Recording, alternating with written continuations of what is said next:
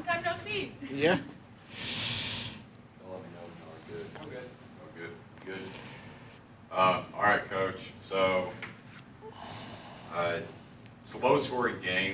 It seemed like both defenses probably, you could say, played pretty well. I guess in your own words, kind of go through and describe to us what you saw on Friday night.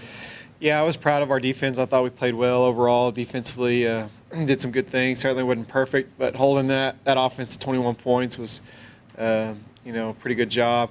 Felt like we could have got off the field a couple times on third downs, fourth downs, a couple opportunities that we had to get off the field that would have really helped, and we weren't quite able to do that. But overall, pleased with the way the defense played and fought all night. They kept us in the game all night long offensively. That's probably the worst game that we played all year, only scoring 7 points. And, give credit to Permian's defense. I mean, they played well, but at the same time, we didn't execute, and we didn't do the things that we needed to do to score points and to help our team win the game, And so that's a little bit disappointing, but, it is what it is. Offensively, you kind of had things going early, first drive, score, and then you got down to the red zone again. You didn't score. Do you think, one, was that a big turning point? Like, you could have gone up 14-0, maybe that could have changed things? Yeah, no doubt about it, man. And it's just so disappointing. We get down there and get that holding penalty, which, it's hard to see on film. But we go from potentially having first down on the 3-yard line, goal to go, and, we get backed up. And then, have the backwards pass thing, and then we're out of field goal range, and, that really hurt. And then we get down there another time and get the high-low block penalty, and, that hurt as well. So, kind of the same story. The penalties in the red zone offensively just really hurt us, and it's hard to overcome those, and we've talked about it a lot, and we showed it to them on film, but it's hard to overcome those penalties down in the red zone, and, when you get them, they're just almost devastating to you. Would you say that probably the biggest thing with the offense was just, I know you mentioned the lack of execution, but, maybe just self-inflicted mistakes, or was it, a combination of things with Permian's defense being the caliber that it is? Yeah, I mean, it wasn't just necessarily one thing. I mean, the penalties obviously hurt, and that hurt. And then, we didn't execute well. Our offensive line didn't play great. I mean, we played good in games before, and we didn't play great as a unit on Friday night. And so we weren't able to run the ball, like we wanted to. And so that hurt us. And so, it's just it is what it is. But we got to try to get better from here. If you can clean up some of the things on offense with the way your defense played, does that give you a little bit more confidence heading into a game against Legacy? Yeah, for sure. I mean, I felt like the last 2 games our defense has really rose to the occasion, played well, and gotten better the last couple of weeks here on defense, and we've done some really good things on offense too. It just, it didn't come to fruition against Permian, and hopefully going forward we can be the offense that puts up points. And I told them on Saturday, I said we're not going to beat anybody scoring 7 points. We've got to put points on the board. Our goal each week is to score in the 30s. And we feel like if we can score in the 30s, we have a chance to win a whole lot of football games, especially if our defense continues to play the way that they've done the last couple of weeks. We feel like we can win ball games, but offensively we've got to score more points than 7. And after those first couple of drives, knowing got kind of tougher offensively, to the Permian defense, did you see any specific adjustments they made from that point on?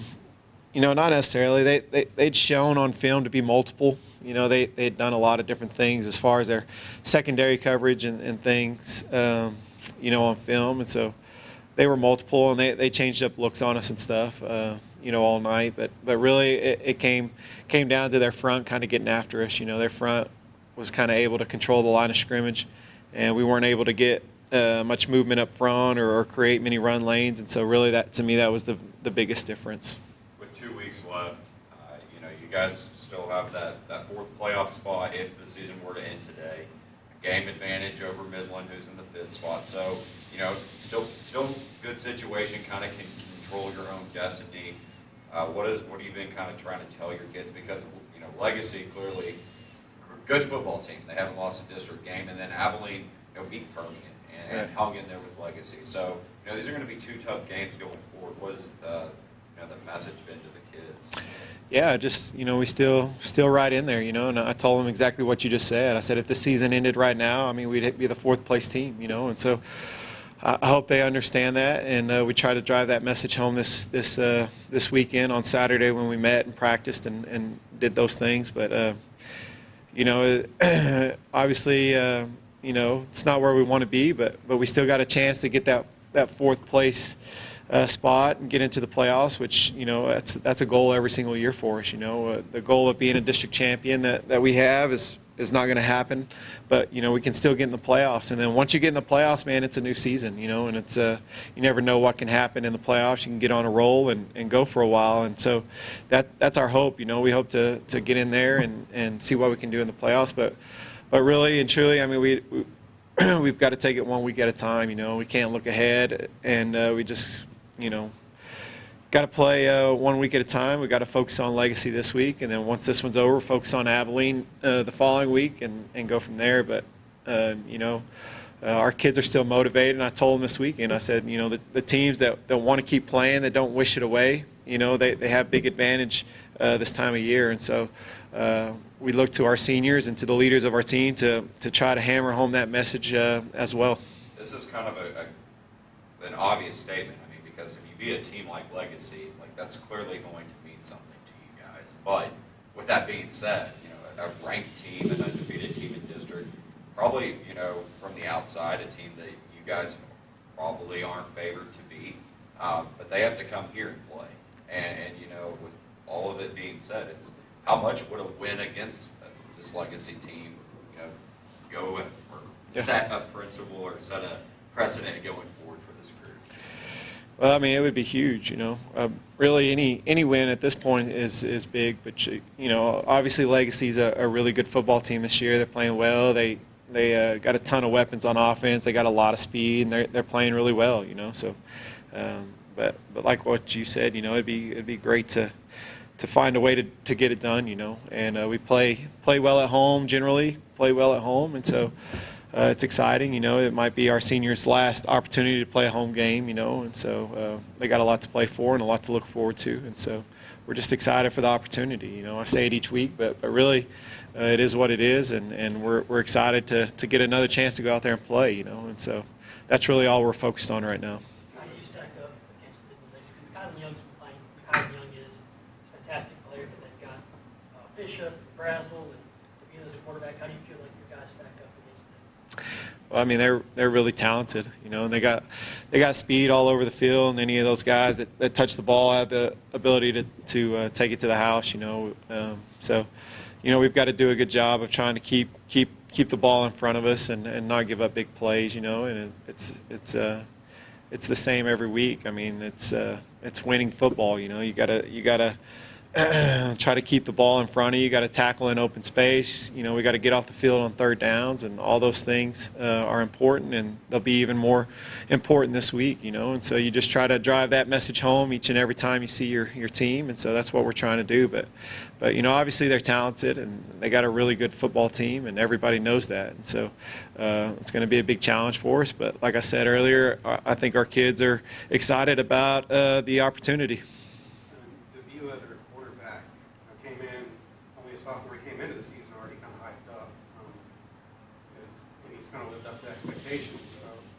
Being a sophomore, you know, like as a quarterback coach and an offensive coordinator, how do you evaluate him and what makes him special, especially only being a Right. sophomore and already having a special quarterback? Well, he's a talented football player. I mean, he's 6'4" and 200 and whatever pounds, you know. I mean, he looks the part. But you know, he's throwing the ball well. He's a good pocket passer. He's got good height. He can see over the offensive line, and you know, his stature helps him a lot. But he certainly can throw the ball well, and then, you know, he's running the ball well too. I mean, he doesn't have elite speed or anything like that. As far as you know, he's not as fast as some of his teammates. I mean, he's a really good runner. Don't get me wrong. He's a really good runner, but you know, he's not to me, he's a better passer than a runner, but he can do both, you know. So he's played well, and you know, he's a special talent as a sophomore to be starting at a 6A high school. I mean, he's a Division I type kid. He's already been offered by the University of Kansas, and I'm sure he'll get more, you know. But anytime you start as a sophomore like that, I mean, you're a big time talent. I guess looking at your last two games, you're facing an offense with a wing T, you know, a triple option, trying to make you guys making reads, and then, you know, going into this game, you've got more of a spread, aired out kind of attack. Is that more of a challenge that you guys have to flip back to that after going two games, or, you know, is it just one of those things? Yeah, I mean, it's challenging for sure. I mean, because you know, you spend all last week preparing for a triple option offense, and now this week it's a spread offense, and so you know, it can be difficult, but it is what it is. I mean, other teams have had to do it as well, and so we just got to get ready for it. And so we're familiar, you know, with that style of offense. It's similar to ours, you know, as far as formations and some of the concepts that they run, similar to ours. So I mean, our kids are familiar with it, and they see it during the spring and fall camp when they play us, and so they're familiar with it. But yeah, I mean, it's challenging going from you know, defending the triple option to defending the spread. It can be challenging, but you know, everybody has to do it, and it is what it is, and so we just got to get ready for it and be the best team we can be on Friday night. And offensively, you know, kind of, you know, goes with what kind of Perry tries to do is control the clock. But, you know, with that offense being as explosive as it can be, are you guys trying to, you know, go into this game with the mentality of control the clock, or are you just going to keep doing what you guys do on offense? Yeah, I mean, it could be a big benefit to control the ball, which we would love to do, you know. But at the end of the day, you still got to score points. You know, it does no good to hold on to the ball and then not score, you know. So we want to hold on to the ball and score, you know. And if we can do that, then that's certainly going to be beneficial. But yeah, I mean, their offense is explosive, man. There's no doubt about it. They're scoring 40 and 50 points a game, sometimes in the 60s. And so they're explosive, and so the more that we can keep the ball away from them, you know, the better it's going to be for us, you know. But at the same time, when we do have the ball, we got to take advantage. We got to score, and so that's what we're going to try to do. Looking at playoff scenarios, as wide open as it seems to be for that fourth spot, Odessa has one loss, and they're open last week, so they only have this game to play. They play Friendship, so it looks like. Correct me if I'm wrong, you would flinch if they lose to Friendship. You would already flinch, regardless of what you do. Yeah, Midland High still has a chance because Midland High has 2 games left. So if they won their last 2, then they would have an advantage on us. But they play Abilene High this week, and then they got one more. I think it's can't remember who it is. Yeah, so I think if Midland also. Yeah, they have Friendship. They have Friendship. They both lose this week. Yeah. That's correct. Good, y'all the tiebreaker. That's right. Okay. But if y'all win, y'all pretty much punch it regardless. Right. That's right. How much has your familiarity through this point of the season helped lead up to the success you've had as a first-year head coach in a very tough district? Well, I think it's helped. You know, I mean, a lot of the continuity, you know, has stayed in place as far as offensive schemes, and a lot of our coaching staff remain the same for the most part. I mean, we got some new faces, but for the most part, it's remained the same. And defensively, you know, with Coach Willis and his staff, it's remained the same. So, I mean, it's helped, you know, and you know, we've kind of had our ups and downs up to this point, but you know, we're working hard. Our kids are working hard, and we're fighting, you know. And then so I'm proud of that, you know. And like I said, you know, we're taking it day by day and 1 week at a time, and trying to do the best we can every single day. But you know, I think it's helped just being familiar with the district and you know, how things are done, and just the experience that we've had over the years in playing in this district and playing against these teams. You know, I think it's helped and been a positive. Well, if you guys beat, like if y'all went out, you'd be the 1 in Division II, correct? Because y'all would own the tiebreaker over Abilene. I think that's correct. Yeah. Okay, and I just want to make sure. I mean, they could lose obviously this week, and then, you know, if y'all won, you'll both be 2 losses. But regardless, if y'all win out, you. Okay. Yeah. I just want to make sure before I say something stupid. Yeah, I think that's correct. You talked a lot about how described you are of your defense. Are you expecting any more changes to your defense this week to give up more favorable matchups? Or? Yeah, maybe. Yeah, maybe. I'm gonna keep that one under wraps, but yeah, I mean, we're always, always trying to look to improve. Each week, we're, what can we do to be better this week? And so we're always looking for ways to improve or things that we can tweak a little bit to try to make it better. But yeah, I mean, and really, you try to play defense and put your defense in the best spot to win based on what the other team's trying to do. So there's an element of that as well, and so you're always evaluating, you're always trying to see what the opposing team is going to do, and then try to adjust off of that. So there's always that element. Bryson McNutt is one of those defenders, the linebacker who missed multiple games, and he's a guy I've noticed. Once he came back, he's really had a big impact. Yeah. Like how big of an impact, especially going against the running teams the last couple of years. Yeah. How big of a factor has that been in being as good against him and being good in the middle? Yeah. He's without a doubt, the leader of our defense, and he's a 2-year starter, and when he wasn't in there early on, it certainly hurt us just because he's a good football player. He's the leader of our defense, and he's so sharp. He's almost like having a coach out there on the field, and so we missed his presence when he wasn't there. And then he came back against Odessa High, and really and truly that first game back he was a little rusty.